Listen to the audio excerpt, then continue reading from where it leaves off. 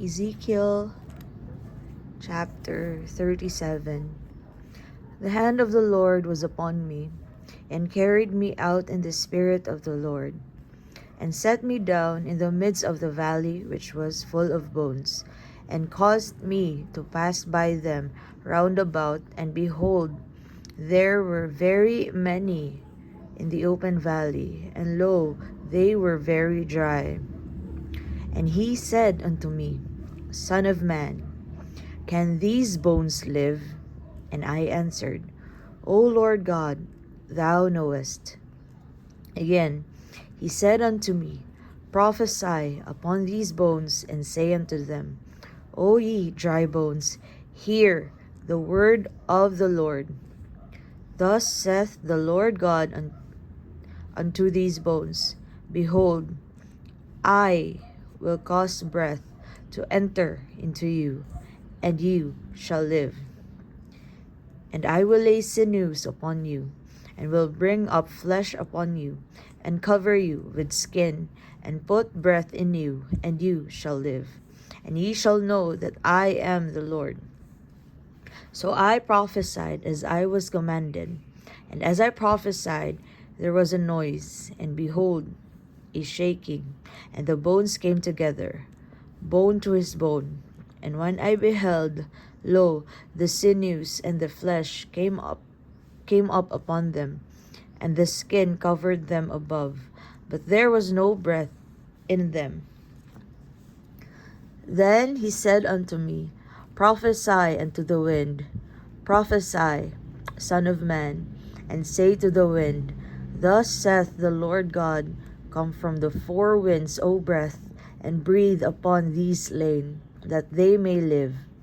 So I prophesied as he commanded me, and the breath came into them, and they lived and stood up upon their feet, an exceeding great army. In Ezekiel 37 verses 1 to 10, the prophet stands in a valley of dry bones, very many and very dry. It is a picture of prolonged spiritual death. Ezekiel alone is alive there, yet he is not the source of life. The bones do not rise because of the prophet.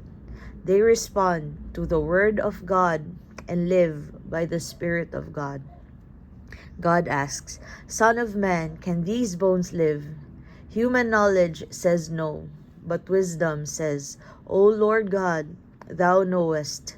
Then comes the command, Prophesy, O ye dry bones, hear the word of the Lord. The word is spoken first. The bones assemble, sinews form, flesh appears, skin covers them, and structure is restored.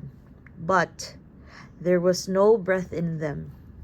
They are formed but still dead. This is the danger of religion without the Spirit, structure without breath, and information without indwelling. Paul later writes in 2 Corinthians 3 verse 6 that the letter killeth, but the Spirit giveth life. The letter alone can assemble form, but only the Spirit animates it.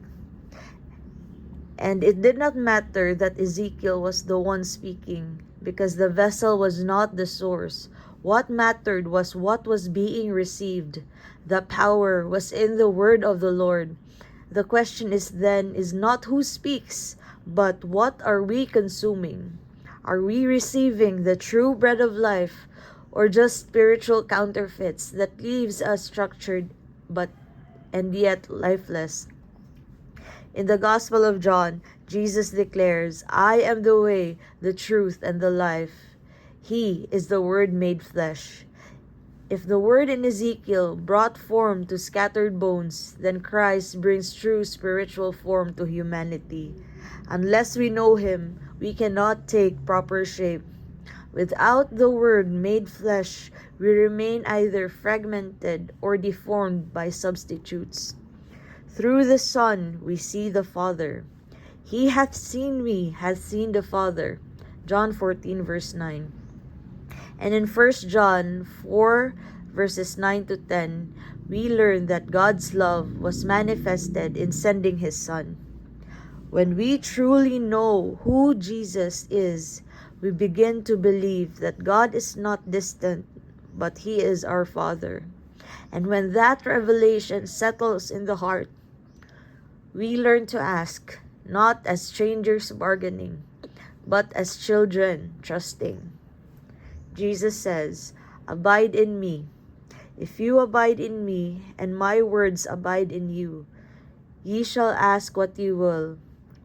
His word forms us, abiding aligns us, and asking flows from communion.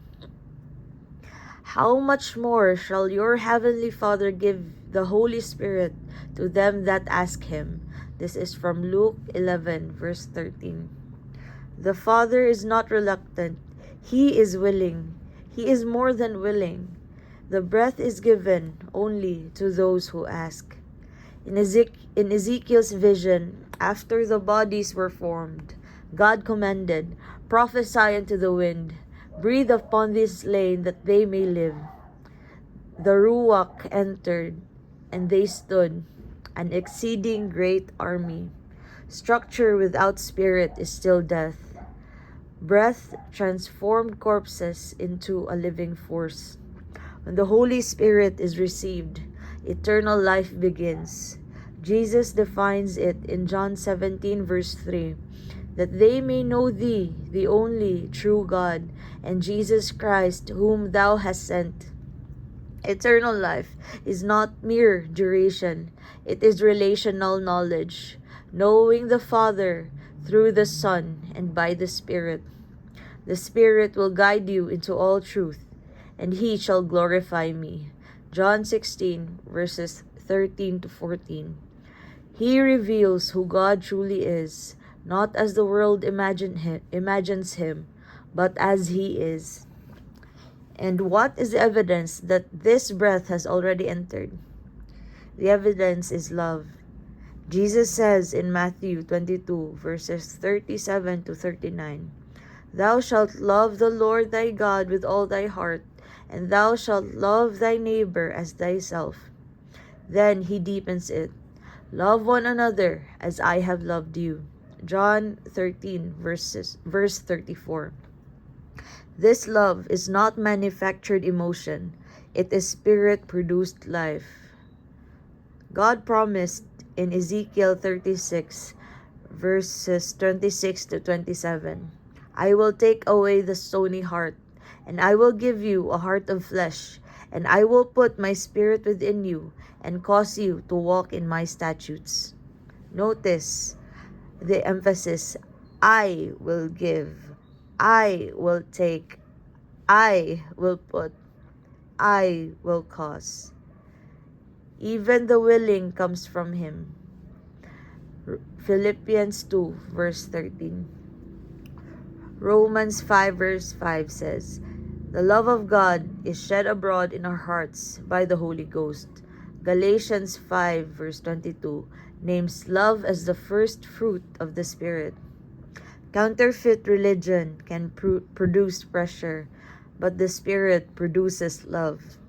Counterfeit religion demands performance, but the Spirit transforms the heart. Counterfeit religion assembles bodies, but the Spirit raises armies. A heart of stone can mimic devotion. It can comply outwardly, but it cannot love God with all its being. Only a heart made flesh, renewed by the Spirit, can love freely, naturally, and without force.